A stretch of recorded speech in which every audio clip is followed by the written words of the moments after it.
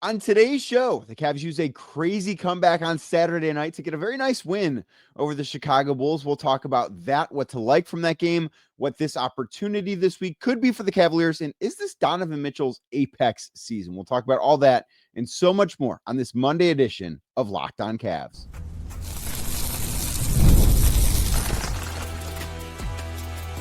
You are Locked On Cavs, your daily Cleveland Cavaliers podcast. Part of the Locked On Podcast Network, your team every day.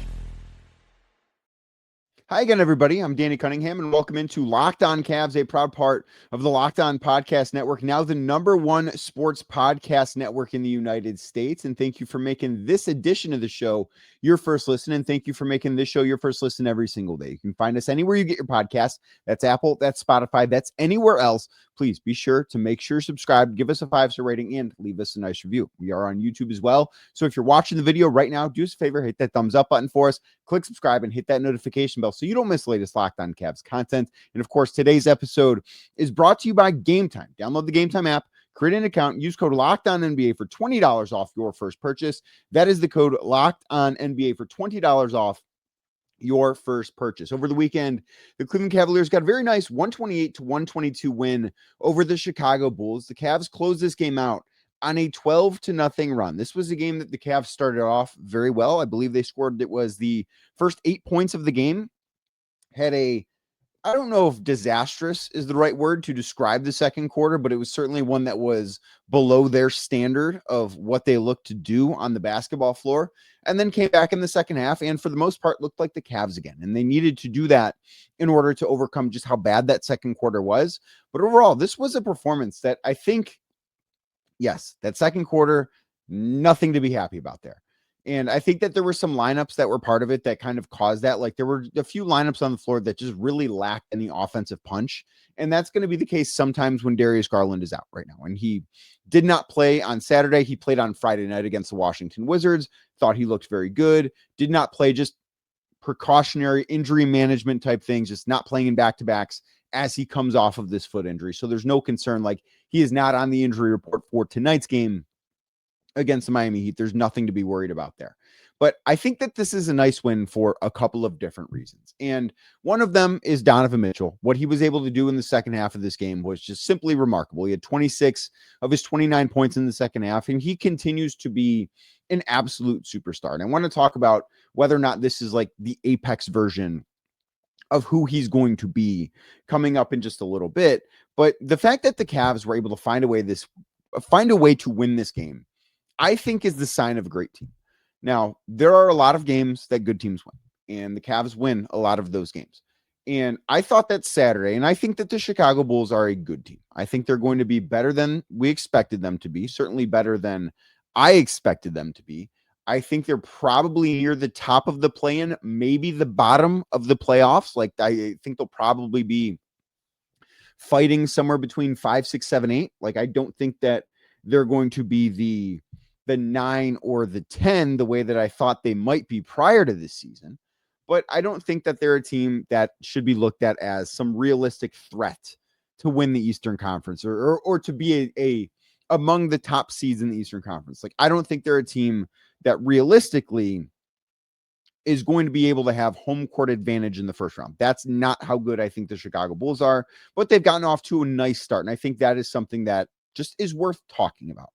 And that's why I think that this is a game on Saturday night that good teams don't win. Great teams win this game. So for the Cavs, it was their third game in 4 nights. It was the second night of a back-to-back. And yes, the night before was a blowout victory, one that had the score changed, so they only won by 33 as opposed to 34. But anytime you're playing on the second night of a back-to-back, the third game in 4 nights, it can be a tough situation to be. Those games can be challenging. Now, to be fair, it was also the second night of a back-to-back for the Bulls. I do not believe it was the third game in 4 nights for them. I think they had 2 days off prior to Friday. So I look at this and say, well, the Bulls were at a bit of a disadvantage to having to change time zones. And that matters too, because they played in the central time zone on Friday night.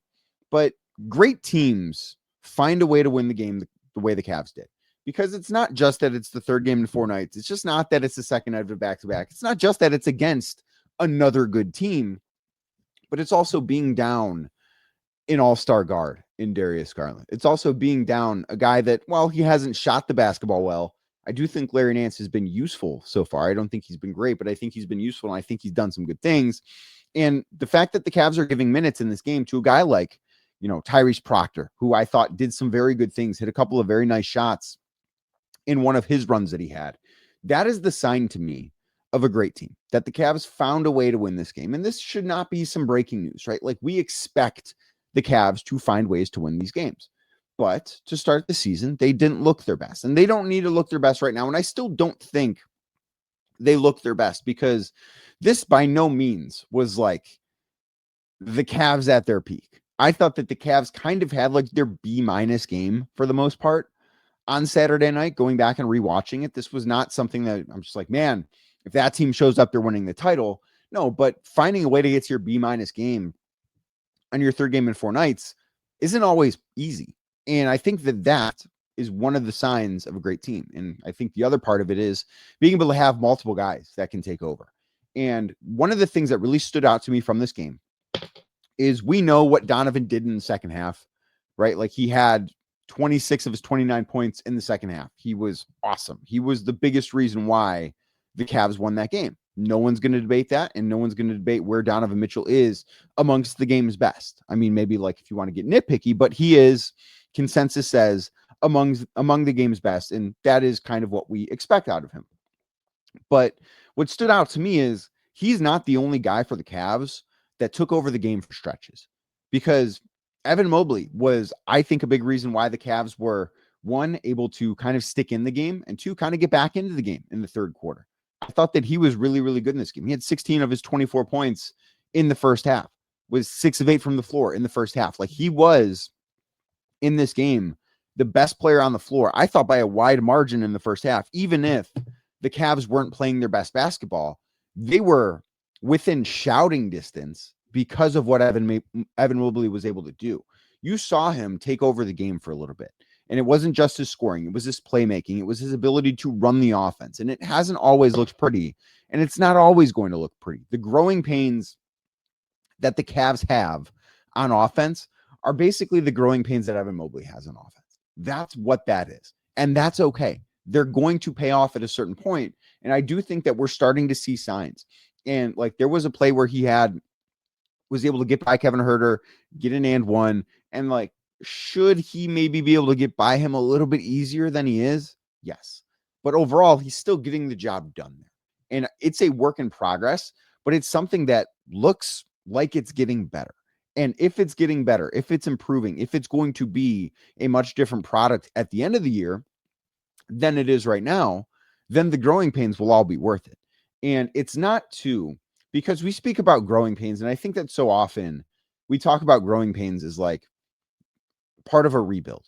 And that is obviously nowhere near where the Cavs are right now. The Cavs are going through a lot of these growing pains in wins. And I do kind of think that because they started off 3-3, that we've lost sight a little bit of just how good this team already is. They've won their last 4, and have they gone out and beaten any true contenders? No. And I talked the other day about teams being beneath them, and not in like a disrespectful way. But if you look at a lot of the teams just in the Eastern Conference, I think you could confidently say that if you go up and down the standings in the Eastern Conference, the only team that you can look at and say, yes, that team I think is on the same level as the Cavs, is the New York Knicks. The Detroit Pistons have got off to a great start. They're playing right now. I don't know if they win or lose. So by the time you're listening to this, they will either be in first place ahead of the Cavs or have the same record as the Cavs, and the Cavs will have the tiebreaker because they beat them by 30 points. The Pistons are not on the same level as the Cavs. The Bulls are not on the same level as the Cavs. The Sixers are not on the same level as the Cavs. Miami is not on the same level as the Cavs, and we'll talk about them a little bit later. And the Whip Around show coming up a little bit later on today, too, to get you ready for that baseball series with the Miami Heat. But the only team in the Eastern Conference that you can look at and say, respectfully, of course, that team is capable of being on the same level as the Cavs, and the Cavs have to reach this level, too. It's not just, New York has to play perfect to do this. No, the Cavs have to be good, too. But is the New York Knicks. Everyone else is beneath them. And I say that in a very respectable way, because those teams are not as talented as the Cavs. They don't have a ceiling this year that is as high as the Cavs in the Eastern Conference. So because they got off to a start that was not 15-0 the way that it was last year, it's looked at as if they're not as good as they were last year. And that, to me, couldn't be further from the truth. I think that this team is going to ultimately maybe not win 65 games, which would make them a better regular season team than they were last year. But I think ultimately this team is going to be a better basketball team than it was last year. And having three guys, because Evan Mobley did it, I just talked about that. I'm going to talk about Donovan Mitchell in a second. But DeAndre Hunter, too, took over this basketball game for stretches. He was really, really good on Saturday night. And he's a big part of the reason why the Cavs won this game. DeAndre Hunter's shot making was outstanding. The fact that they've got multiple guys, and I don't want to, as I say this, I don't want to exclude Jarrett Allen from this, but it's different with Jarrett because Jarrett can't go out and just score 30 on his own. But Donovan Mitchell can. Donovan Mitchell can just roll out of bed and get 30. Darius Garland can go get 30 on his own. Evan Mobley, I think, is at the point, like, does he need a little bit of help to get there? Maybe, but we also saw that Raptors game where he was awesome. It's just like, yes, if you're the guy and you're getting, if your usage is high enough as Evan Mobley, he can go get 30. I mean, he had a 40-point game last year. DeAndre Hunter can go get 30 on his own because if you go look at a lot of his buckets, yes, some of them are assisted, but he can just put the ball on the floor and go get a basket. And having that now compared to where they were last year, I think is a big difference. And watching this game, Saturday's game against the Bulls, really got me to thinking about what a healthy DeAndre Hunter looks like in the postseason. And he was really, really good in that first round series against Miami Heat last year. And then he had the thumb injury, which I do think impacted him quite a bit against the Indiana Pacers. But if the Cavs get a healthy version of DeAndre Hunter in the playoffs, especially one that will have been here all year and is not trying to adjust to a new situation at the most important time of the year, I think it's going to be really, really beneficial. And I think that, yes, even though they didn't have Darius Garland, I think we saw flashes of what that could be for the Cavs because he was able to take over the game for stretches. Evan Mobley could take over the game for stretches. And we know Donovan Mitchell is always capable of taking over the basketball game. So now, basically, what this means to me is the Cavs have four guys in their starting lineup that are capable of taking over games for stretches. That's a really important thing. And I look at this the other way and say, too, the Cavs have their ideal starting five, which was not on the floor together because Darius Garland did not play on Saturday. But so far, when they've had four of their available starting five, which is Mitchell, Mobley, Garland, Hunter, and Jarrett Allen, when four of those guys play, they're undefeated so far. And yes, it's a small sample size, and no, that will not hold up throughout the season. They will lose games when they have guys available. But it does speak to how beat up they've been. And it does seem like the health is trending in the right direction. So for them to get to that point where we can say, hey, they might have everybody that's a rotation player other than Max Strus available tonight for the first time, and they're 7-3, I think that's a really good place to be. Now, the Cavs ultimately won this game on Saturday because of Donovan Mitchell. I think, and I've been saying this for a little while, but through 10 games, I feel pretty good about it. I think this is going to be the best season of Donovan Mitchell's career. I'll talk about it next right here on Locked On Cavs. But first, today's show is brought to you by Robinhood. Your ambition just met its match. With Robinhood, you play for the win, not just on game day, but every day. Locking in on every opening, beating your PR, beating it again. Channel that drive into your money. Robinhood puts you in control of your money. Trade stocks and ETFs, options, futures, and crypto all on one platform. You can now build and execute your own trades from a desktop with Robinhood Legends advanced tools, or take advantage of the new Robinhood strategies with a tailored portfolio managed by a team of experts. You expect more from yourself, expect more from your money. Get started today at Robinhood.com/yourmoney. Again, that is Robinhood.com/your, YOUR, money, your money, your move. Today's show also brought to you by Game Time. Basketball season officially here. Nothing beats being in the arena for those opening week games. But let's be real, getting tickets can be a complete and total headache between waiting in queues, surprise fees, prices that jump right before checkout. It can be easy to get frustrated when all you want to do is be in the building and cheer on your team. Maybe you are a Florida resident and you want to go check out the Cavs. this week because they're in Miami, not for one game, but for 2 games. If you want to get in the door, Game Time is the place to go. It's the app that gives fans the advantage. It's your ultimate life hack for scoring amazing NBA tickets fast, easy, and most importantly, stress-free. So take the guesswork out of buying NBA tickets with Game Time. Download the Game Time app, create an account, use code LOCKEDONNBA, that is LOCKEDON NBA, for $20 off your first purchase. Terms do apply. Again, that's code LOCKEDONNBA for $20 off. Swipe, tap, ticket, go with Game Time. Thank you again for making today's edition of Locked On Cavs your first listen. Thank you for making Locked On Cavs your first listen every single day. Those everydayers have helped to make Locked On the #1 sports podcast network. So thank you very much for all the listening that you do. Honored to be a part of such a great network here over at the Locked On Podcast Network. Donovan Mitchell had a great game on Saturday. More accurately, Donovan Mitchell had a great second half on Saturday. He didn't have a very good first half. He was inefficient. He didn't look like he had his usual pep in his step. He was missing shots that he normally makes. And Donovan Mitchell, I think it's fair to say, has earned the right to have a bad half of basketball every now and then. But then what he came out and did in the second half was what we expect out of Donovan Mitchell. I'm not saying that he needs to go out and average 26 points a half because he'd be the greatest basketball player ever if he did that. But this is the type of guy that I look at, and my opinion on Donovan has changed from not recently, but if you've been listening to this show since I've been on it, you know where I stand on Donovan. And when the Cavs made the trade, I should say, for Donovan Mitchell way back when, I thought, man, this is a huge bet on Evan Mobley. And in some respects, I still feel that way. Because I look at this and I thought Donovan was an awesome player. He was a multi-time All-Star. He had been on some really good Utah teams. And unless you stayed up late watching a lot of Jazz basketball, which I don't know of many Northeast Ohioans that were doing that before Donovan Mitchell was a member of the Cavs. And I don't know how many Northeast Ohioans were listening to Locked On Jazz either. But unless you were doing that, I don't think you understood how good Donovan Mitchell was. Now, I, at the time, did not think that Donovan Mitchell was somebody that was good enough to be the best player in a championship winning basketball team. I thought that, you know what? He is like a super high end number 2. The Cavs traded for a guy that is possibly the second best player in a team in the league.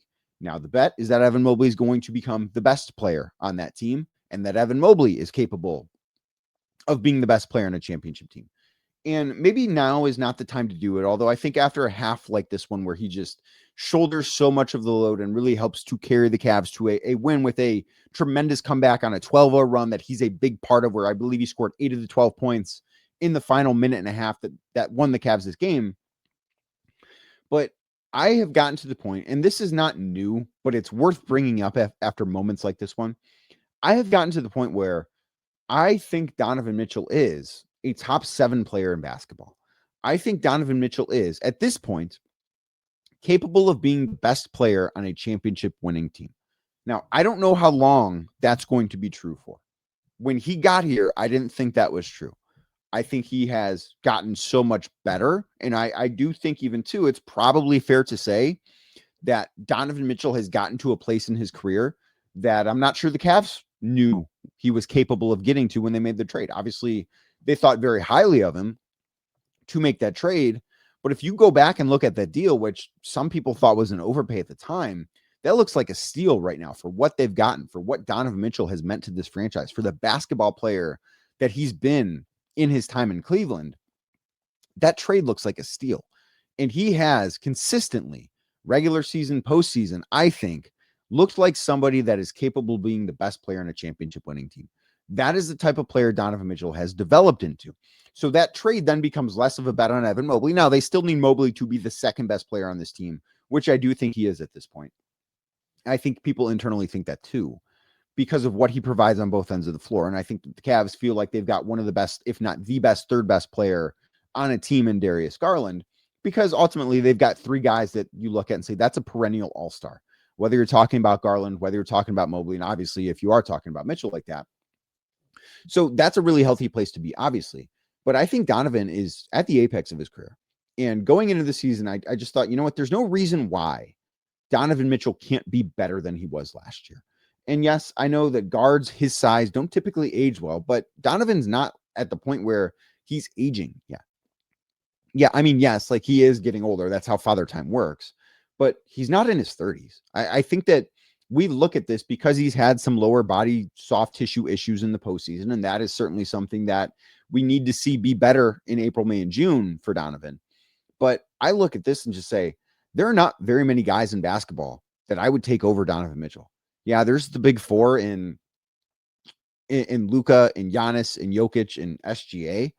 But after that, I don't know that there's anyone else. And sure, maybe you could talk me into Anthony Edwards. You can certainly talk me into Victor Wembanyama as like a future. Maybe not this year. I need to see it for a little bit more than 10 games. Steph Curry, I would rather have Donovan Mitchell than Steph Curry right now. I would rather have Donovan Mitchell and just about everybody in basketball. Like I would take him over Jalen Brunson. And I know that nationally that might not be the most popular opinion because of the market Jalen Brunson plays in and the fact that he has undisputably had more postseason success. But I look at Donovan and the guy that he's become. And Saturday night is just another data point of him being awesome and him being somebody that can carry this team to places that I didn't think he was capable of doing when he first got to Cleveland. And Saturday, what he was able to do down the stretch, the way he's able to shoot the ball from beyond the arc and get to his spots and then get to the rim over and over again and finish through contact. Like he had the one layup where it looked like Isaac Okoro was going to rip the ball away from him. Donovan was just like, no, I'm stronger than you. Isaac Okoro, as you know, if you're listening to this, is one strong dude. But Donovan Mitchell has just turned himself into what I truly believe is a guy that should be viewed as a perennial top 10 player in basketball. And I don't think that's changing anytime soon. I don't know that after this year, he's going to still be getting better. But I think that this year, we're looking at what should be Donovan Mitchell's apex season. He should be at the peak of his powers this season. I think that's what we've seen so far from him, watching him through these first 10 games, 9 games that he's played. But overall, there's no reason for me to think that Donovan Mitchell is going to do anything other than get better as this season goes on. Donovan's been so good this year. He was so good on Saturday night. He was the biggest reason why they won that game. And I just think, you know what? If you're going to bet on the Cavs, Donovan Mitchell right now is the biggest reason why you should be doing so. Now, there are a couple of other reasons why the Cavs won the game on Saturday against the Bulls. I want to talk about Jaylon Tyson because he was great in that game too, and something I found very interesting as far as he goes. And we are going to look a little bit ahead to this week with the Cavs having a couple games against Miami because I think that will be a fun test for the Cavs. So we'll do that next right here on Locked On Cavs. But first, today's show is brought to you by FanDuel. The NBA is back. There's no better place to get in on the action than with FanDuel, the official sports betting partner of course, the NBA. So even if you miss the start of a game or if you want to ride the hot hand, FanDuel has live bets on everything from who will score next to fourth quarter comebacks. Plus, you can even combine your live bets into a same game parlay for your shot at a bigger payout. Keeps every game exciting, especially when your team's making that late push. So Sunday, I watched that Browns game. That might be the second Browns game this year that I've watched all of. And I told you guys I like the Browns plus the 1.5 prior to the New York Jets making those trades. And I'm sorry if you took that advice on FanDuel. I hope that you did not use your first $5 bet on that. But what you can do, there are games tonight. First $5 bet can be something from Monday Night Football. That's what it could be. If you want to win $300 in bonus bets, because that is what FanDuel is offering right now to new FanDuel customers, there's no better deal. Monday Night Football is your place to go. We've got Philly. We've got Green Bay. Might be the best Monday night game of the year. Maybe you like Jalen Hurts, anytime touchdown score. It feels like he scores all the time. Or maybe you just like the Packers at home, minus 1.5. If you do, FanDuel is the place to go. And of course, there are a load of NBA games going on tonight. It is the place to bet NBA games as well. It will keep every game exciting, especially when you're watching your team. So right now, like I said, FanDuel giving new customers $300 in bonus bets when your first $5 bet wins. So head to FanDuel.com. That is FanDuel.com to sign up and play your game with FanDuel, the official sports betting partner of the NBA. Thank you again for making today's edition of Locked On Cavs your first watch on YouTube. And if you are watching, do us a favor, hit that thumbs up button for us, click subscribe, and hit that notification bell so you don't miss the latest Locked On Cavs content. And the Cleveland Cavaliers on Saturday night were without Darius Garland. And this, as I mentioned, was just part of the recovery process, the return to performance process for Garland, that he's not playing in the first back-to-back that he's able to play in. So what I found interesting about this was that Jaylon Tyson was the fifth starter alongside Donovan Mitchell, DeAndre Hunter, Evan Mobley, and Jared Allen. And I found this interesting because prior to the season, Kenny Atkinson, when talking about Darius Garland's absence at the beginning of the season, said the lineup that was going to get the first look was Mitchell, Hunter, Mobley, Allen, and Sam Merrill as the starting shooting guard. Now, Sam has gotten off to a fantastic start to begin this season. He's been one of the best shooters, if not the best high-volume three-point shooter in basketball so far. He has expanded his game. He's doing more with the basketball in his hands. He had 8 assists in this game. Some really, really impressive stuff. But the fact that they went with Tyson as the starting shooting guard, I think really shows us how much trust he has earned from not only his teammates, but from the coaching staff as well. And I came into this season, and if you listen to the podcast, you know this, I came into the season talking about how the best thing Tyson could do would make it so when Max Strus ultimately does return from his foot injury, whenever that might be, which I think we're still a ways away from, the best thing he could do is make it really, really challenging for Kenny Atkinson to not play him. And so far, I think he's done more than that. I think if Max Strus came back tomorrow, which is not happening, or tonight because they play tonight, if Max Strus came back tonight, Jaylon Tyson is still in this rotation. Jaylon Tyson has done well enough that the Cavs have to, no matter what, find a way to get him minutes, because it's not just that he's shooting the ball as well as he is. It's that he's making winning plays on both ends of the floor over and over and over again. Like I talk all the time, and I say this more with Tyrese Proctor because he's a rookie, because it's really not fair to expect rookies to impact winning, especially when they're picked where Proctor is, but that's a different conversation for a different time. But it's really challenging for young players to impact winning. And Jaylon Tyson right now is not a star player, obviously. He is a very, very good role player.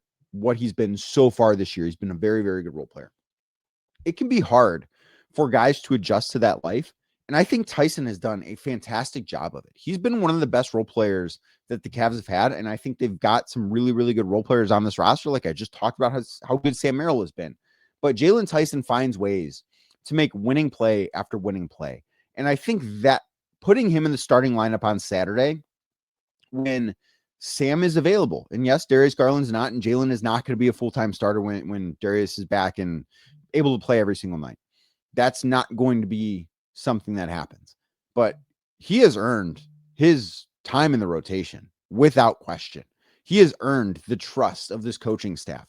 He has earned the trust of his teammates. He does all the little things that role players need to do at a high level. And that to me has been one of the most impressive parts of the start of the season, is that the Cavs have found something in Jaylon Tyson. And yeah, we can talk about it being a small sample size. And, you know, I don't know that he's going to be a 45% three-point shooter forever. Like, I'm not sure how real that is. But man, it's really difficult for me to look at what he's done so far and say, Jaylon Tyson has been anything other than somebody that belongs, deserves to be in the rotation full-time, even when this team is at complete and full strength. I was impressed with him. I thought that the Cavs don't win that game on Saturday night without Jaylon Tyson. That I feel very confident about. And how many games of the first 10 that they've played, the 7 that they've won, how many games can you say that about? Because Saturday night is not the first night that that's the truth. Now, the Cavs are back in action tonight. They take on the Miami Heat tonight. And on Wednesday, they play the Toronto Raptors on Thursday, the Memphis Grizzlies on Saturday. We'll be covering a bunch of that with the Whip Around episode coming up a little bit later on this afternoon here at Locked On Cavs. But I do think that this is an opportunity for the Cavs to stack some wins. Now, Miami is a good team. They're better than I think a lot of people expected them to be. They're without Bam Adebayo tonight. I don't know if he's going to play on Wednesday or not. They've not had Tyler here all year, and they're 6-4 right now, playing a very fun style of basketball that you can hear more because Wes Goldberg was great on this in the Whip Around that's coming up later. But the Cavs are a better team than Miami. Like, as I talk about teams that are beneath the Cavs, Miami is one that they're a good basketball team. They're a team that I think will be competing to be in the playoffs and not in the play-in. Like, I think their floor is maybe like being the 8th seed entering the play-ins. I think their ceiling might be like 5. So they're a good basketball team, but this is an opportunity for the Cavs, who have a very clean injury report. The only guy on the injury report that is part of the rotation and we expect to potentially be available is Larry Nance Jr. Max Strus is obviously out, but this is potentially the healthiest the Cavs are going to be for quite some time. So it'll be interesting to see what this rotation looks like. That is one of the things I'm fascinated by. If Larry Nance Jr. is active tonight, what does the rotation look like? But I'm also looking at this and just thinking, this is an opportunity for the Cavs to stack wins. They're better than all 4 teams that they play this week. Yes, Toronto is a back-to-back and 3rd game in 4 nights and all of that. But this is the chance for the Cavs to start to put some distance, I think, between themselves and the rest of the Eastern Conference. Now, Detroit keeps winning. Don't know if they won on Sunday or not because I'm recording this while that game's going on. But so far, to me, the Cavs, especially over this recent stretch when they've started to look like the Cavs again, the Cavs are the best team in the Eastern Conference. I think they've shown that so far, particularly because the one team with a better record than them, they beat by like 30 points on the road. So I do think that matters a little bit, but I think that this week is a real opportunity to go out and prove that. So like I said, the Whip Around episode will be available early this afternoon, wherever you get your podcast. So make sure you're subscribed on Apple, make sure you're subscribed on Spotify, make sure you're subscribed anywhere else. And if you're watching on YouTube as we get out of here, do us a favor, hit that thumbs up button for us, click subscribe, and hit that notification bell so you don't miss the latest Locked On Cavs content. And I'll be back later and then tomorrow talking more about the Cleveland Cavaliers.